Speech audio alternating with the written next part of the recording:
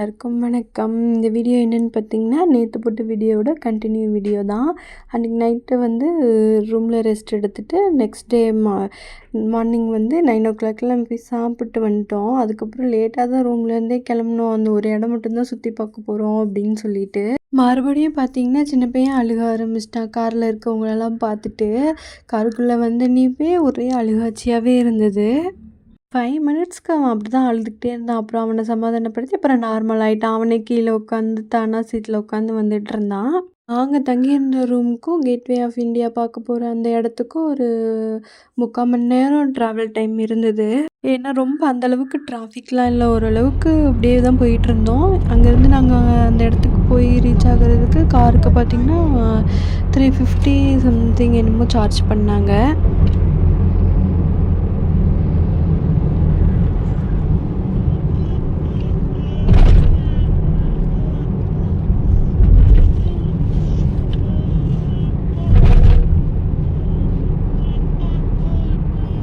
பார்க்குற இடம் எல்லாம் பெரிய பெரிய பில்டிங் அந்த மாதிரியாவே இருந்தது. எவ்வளோ பெரிய பில்டிங் பாருங்கள்.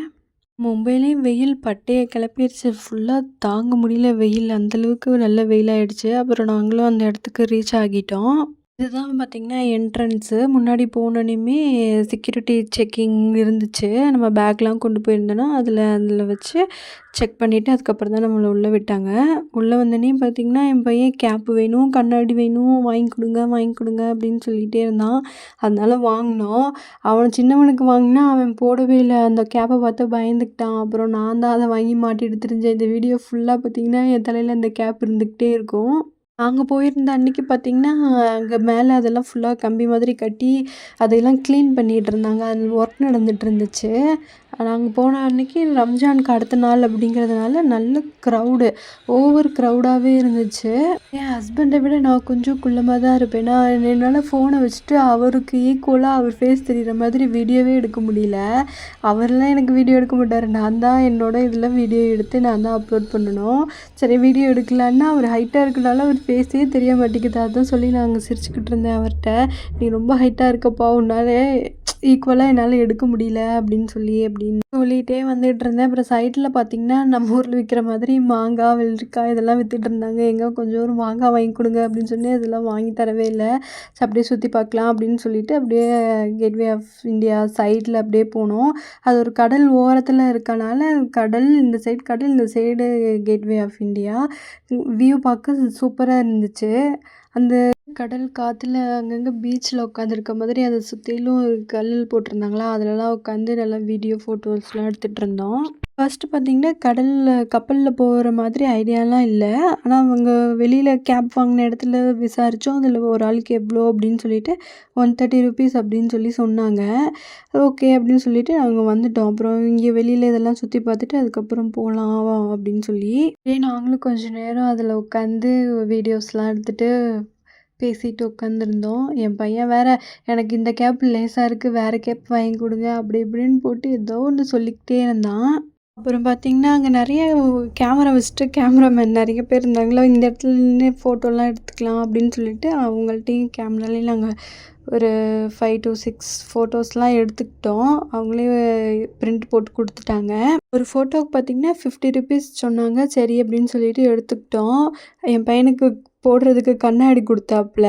அதை போட்டுட்டு இந்த கண்ணாடி நானே வச்சுக்கிறேன் அப்படின்னு சொல்லிட்டு ஒரே அழுக. சரி, அவங்களும் கொடுத்துட்டாங்க, இந்தா நீனே வச்சுக்கோ அப்படின்னு சொல்லி அப்புறம் நாங்கள் அதையும் வாங்கிட்டு வந்துட்டோம். ஒரு ட்ரீ தெரியுது பார்த்திங்களா, அந்த மரம் ஃபுல்லாக நிறையா புறாங்க.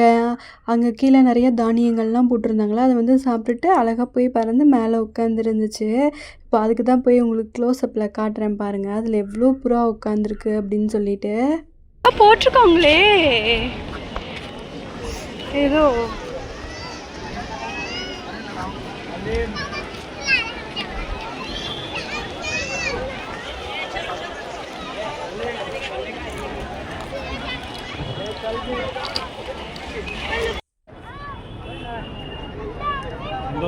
இவ்வளோ தூரம் வந்துட்டோம். ஓகே ஷிப்லேயும் போயிட்டு போயிரலாம் அப்படின்னு சொல்லிட்டு, அதுலேயும் போய் சுற்றி பார்த்துரலாம் அப்படின்னு சொல்லிட்டு அதுக்கு தான் போயிட்டுருந்தோம். அதில் நடக்க நடக்க அந்த அலையோட ஷேக்கில் எனக்கு அப்படியே கை கால்லாம் நடுங்க ஆரம்பிச்சிருச்சு. ரொம்ப பயமாக இருந்துச்சு. அப்புறம் அந்த ஷிப்பில் கால் வச்சு இறங்குனோன்னையுமே வந்து அப்படியே கிடுகிடுன்னு ஆட ஆரம்பிச்சிருச்சு. அப்புறம் நாங்கள் சாப்பிடாம போயிட்டோமா, அது ரொம்ப அப்படியே ஸ்லோவாக போயிட்டதுனால ஒரு மாதிரி கேர் ஆயிடுச்சு அங்கே அடிக்கிற வெயிலுக்கும் அதுக்கும். ரொம்ப டயர்டான மாதிரி ஆயிடுச்சு. தண்ணியும் கொண்டு வந்திருந்தோம். அத நான் என்ன பண்ணிட்டேன், கார்லேயே மறந்து கார்லேயே விட்டுட்டு வந்துட்டேன். காரும் போயிடுச்சு. போய் எடுக்கவும் முடியல. அப்புறம் மறுபடியும் நாங்கள் கடல்லேருந்து இனி வெளியில் வந்ததுக்கப்புறம் தான் தண்ணியே வாங்கி குடிக்கணும் அப்படின்னு சொல்லிட்டு ரொம்ப ஸ்லோவாக போயிட்டே இருந்துச்சு. அப்புறம் அவங்களே கொஞ்சம் தூரம் போனதுக்கப்புறம், "போதுமா? வேகமாக போகலாமா?" அப்படின்னு சொல்லி கேட்டாங்க. அப்புறம் நான் சொன்னேன், "வேகமாக தயவு செஞ்சு போயிருங்க" அப்படின்னு சொல்லிட்டு. அப்புறம் ஒரு 5 மினிட்ஸ்லேயே மறுபடியும் கரைக்கு கொண்டு வந்து விட்டுட்டாங்க.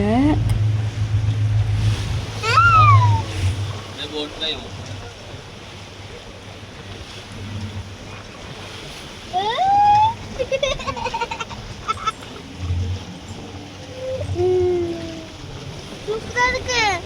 சூப்பரா இருக்குமா தண்ணில, அதுவும் தண்ணியில இறங்குனா எப்படி இருக்கா?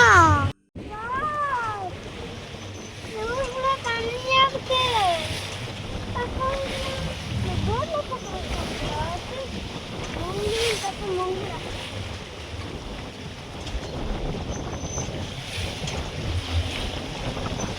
இந்த போனம் என்ன அழகா சூப்பரா இருக்கு.